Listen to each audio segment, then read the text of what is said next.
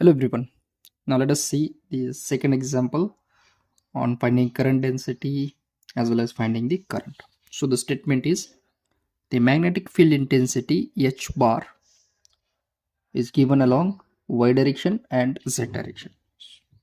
So the first quantity which is given we'll write is H bar, which is x plus 2y divided by z square along y direction plus 2yz along z direction. So this is the first term that is given, H bar.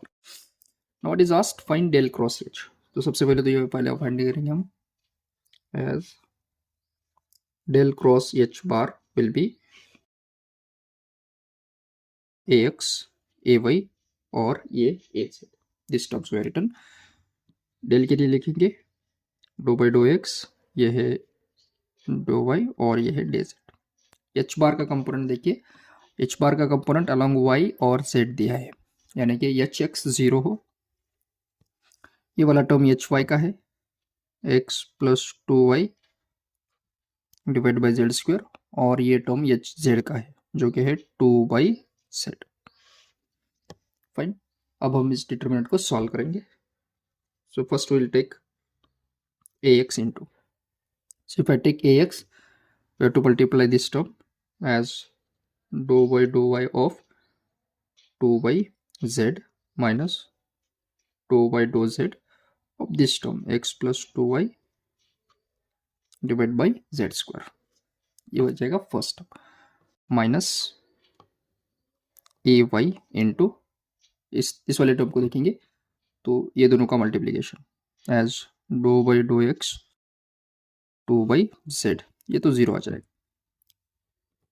Plus A Z into, अब अगर हम इसको hide करेंगे तो इन दोनों का multiplication, तो ये आ जाएगा डो by dough x of x plus 2y by z square. Fine. So this is del cross H bar. अब हम इसको सिंप्लीफाई करेंगे. अब इसको सिंप्लीफाई करने के लिए सबसे पहले तो ये वाला टर्म हम सॉल्व करेंगे एज ax इंटू, अब देखिए हमें डिफ्रेंशिएट करना है इस वाले टर्म को विद रिस्पेक्ट टू y, लेकिन यहाँ पर y नहीं है तो इसका डिफ्रेंशिएशन तो जीरो आ जाएगा. So we are left with this one. तो इसको डिफ्रेंशिएट करने के लिए देखिए डो बाई डो जेड है, यानी हमें डिफ्रेंशिएट करना है इस वाले टर्म को. तो इसके लिए ये x प्लस वाई बाई कॉन्स्टेंट हम बाहर निकालते हैं as minus X plus 2y into do by do Z of Z square को हम लिखेंगे Z raise to minus 2 for simplicity purpose. अब ये वाला टर्म देखिए हमें डिफ्रेंशिएट करना है विद रिस्पेक्ट टू एक्स, लेकिन एक्स का कोई कोएफिशिएंट नहीं है तो इसका भी differentiation zero. So we are left with this term now as plus A Z into, हमें डिफ्रेंशिएट करना है विद रिस्पेक्ट टू एक्स, तो ये जेड स्क्वायर कॉन्स्टेंट है, will take this outside 1/z square into do by dough x of x plus 2y. So now let's differentiate this term as ax into minus x plus 2y. अब इसका differentiation अगर हम लिखेंगे तो ये आ जाएगा -2 into Z raise to -2 -1. From where you are getting it? तो देखिए यहाँ पर मैं फॉर्मूला लिखता हूँ, x रेस टू एन का डिफ्रेंसिएशन होता है n into X raise to n -1. अब n यहाँ पर निगेटिव है तो ये आ जाएगा -2 जेड रेस टू -2 -1 प्लस ये वाला टर्म 1/z स्क्वायर इंटू, अब हमें डिफ्रेंशिएट करना है इस टर्म को विद रिस्पेक्ट टू x, तो x का differentiation with respect to x तो 1 आ जाएगा और का y डिफ्रेंशिएशन आ जाएगा 0. We are getting 1 into A Z. So we will rewrite this terms, ये माइनस माइनस प्लस, तो ये आ जाएगा 2 into x plus 2y divided by, अब ये है z raise to -3, power negative है तो इसको हम रिवर्स करेंगे तो ये आ जाएगा z cube along x direction, और ये वाला टर्म हमें मिलेगा plus 1/z square into A Z. So this will be our del cross h bar. Okay. ये तो आ गया हमारा आंसर ऑफ फर्स्ट क्वेश्चन। अब इसी बिहाफ पे सेकंड क्वेश्चन पूछा है, फाइंड जे बार।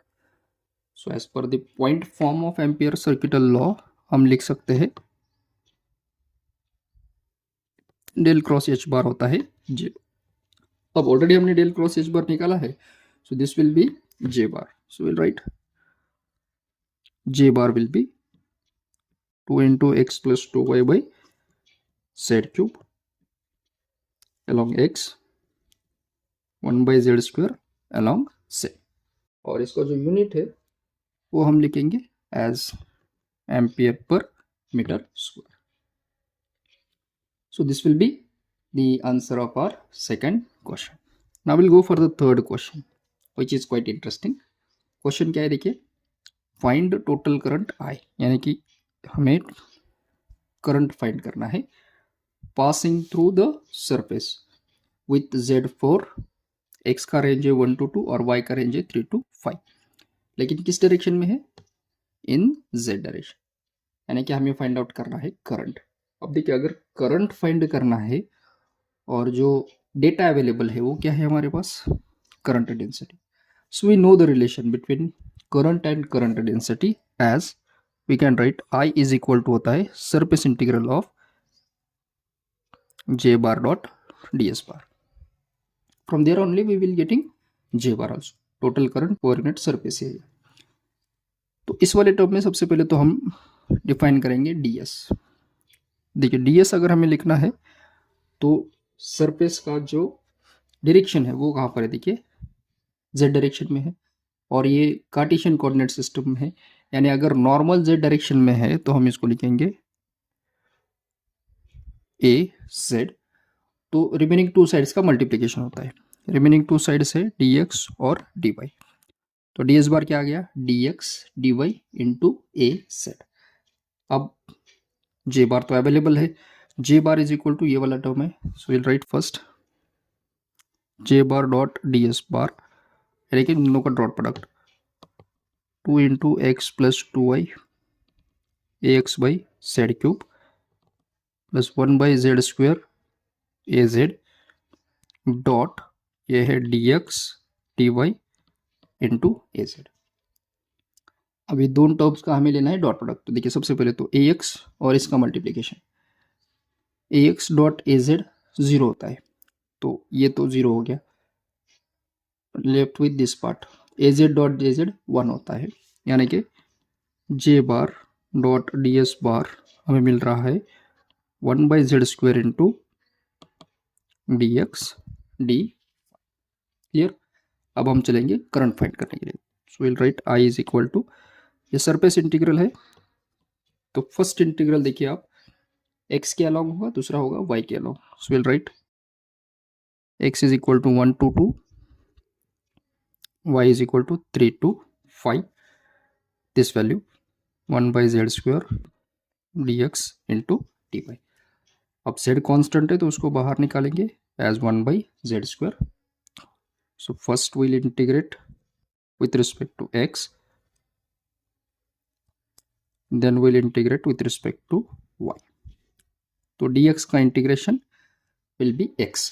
अब इस टाइम पे हम लिखेंगे z ऑल्सो, z का वैल्यू 4 है, तो ये वाला हमें मिलेगा 1 by 4 स्क्वायर यानी 16 dx x over the range 1 to 2 और dy का integration y over the range 3 to 5।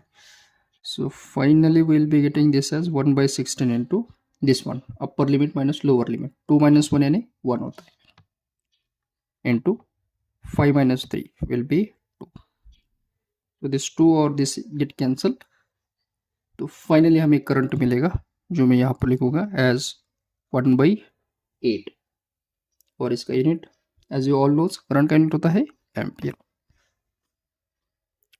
So this much amount of current will pass through the given surface.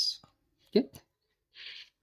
So this is how we have solved 3 of these questions. Okay. Thank you.